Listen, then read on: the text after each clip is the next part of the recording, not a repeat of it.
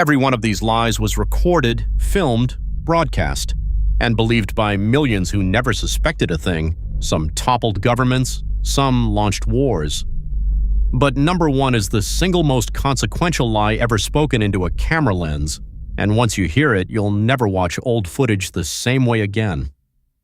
February 5th, 2003, Colin Powell sits before the United Nations and holds up a small vial of white powder. He tells the world Iraq possesses weapons of mass destruction, mobile bioweapons labs, aluminum tubes for nuclear centrifuges. The cameras roll, the world listens. There were no weapons. The primary source, codenamed Curveball, later admitted he fabricated everything to bring down Saddam. Powell called it a blot on his record until his death. The invasion killed hundreds of thousands. But a doomed testimony is nothing next to the man at number 4 who lied straight into the lens and nearly got away with it. January 26, 1998. President Bill Clinton steps to a podium, points a finger at the assembled press, and delivers 7 words that would define a scandal. "I did not have sexual relations with that woman." It was a lie, and DNA evidence would eventually prove it. That single film denial triggered impeachment proceedings, consumed a year of American politics, and turned a private affair into a constitutional crisis. He survived removal by the Senate to Shimai, barely, but at least he lied about himself. Number 3's lie was designed to steal from millions who trusted her completely. Elizabeth Holmes stares into television cameras in her signature black turtleneck, promising a revolution.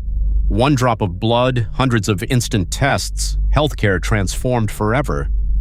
Investors handed her $9 billion. The machine never worked.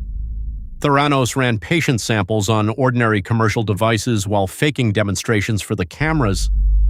Real people received catastrophically wrong results about cancer and pregnancy. In 2022, she was convicted of fraud and sentenced to over 11 years.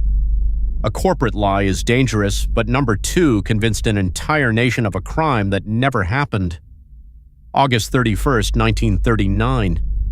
German radio broadcast shocking news.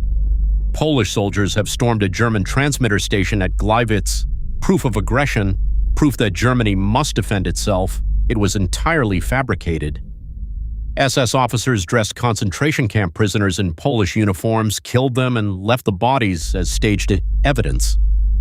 The next morning, Hitler used the fake attack to justify invading Poland. World War II had begun, launched by a lie dressed in stolen clothing. And yet even a war-starting deception can't touch the lie at number 1, which fooled the entire planet at once. Picture it. Every evening, tens of millions of Americans sit down to watch the most trusted man in the country, Walter Cronkite, Edward R. Murrow, the anchors whose voices meant, "This is real, this is true." Now picture the sponsors.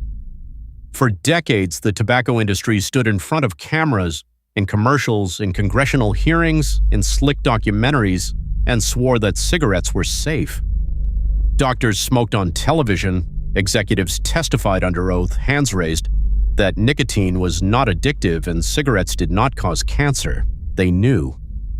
Internal documents later revealed their own scientists had confirmed the deadly truth in the 1950s, and they buried it. They funded fake research, manufactured doubt, and hired the friendliest faces they could find to look America in the eye and lie. The result?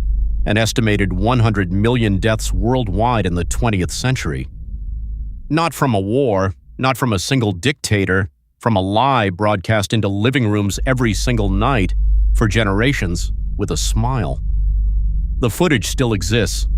The smiling executives, the confident denials, the doctors recommending their favorite brand. It is the most watched, most repeated, most profitable lie in human history. And the most terrifying part? Everyone believed it because it was on television.